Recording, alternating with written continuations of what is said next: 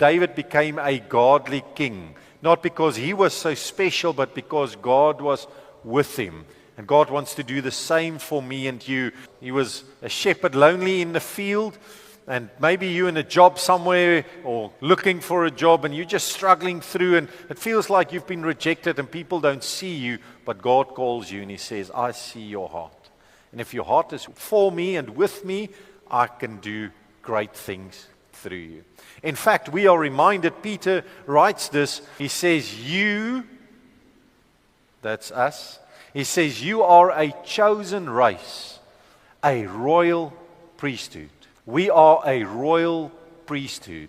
We have this direct relationship with God. We can come to Him in worship and praise. We don't have to go through a priest in a little cubicle. We can come to Him on our own. But I'm not just here. I'm a royal priesthood. Know that your job that you have does not employ you. God does. You work there until God says it's time to move. Your boss is only the structure that we submit to because we respect them. That's the channel that God used to put money into your bank account. God is my employer. So whatever my manager says, whatever the bosses shout at me, that's okay, because God is in charge of my life. I'm royalty.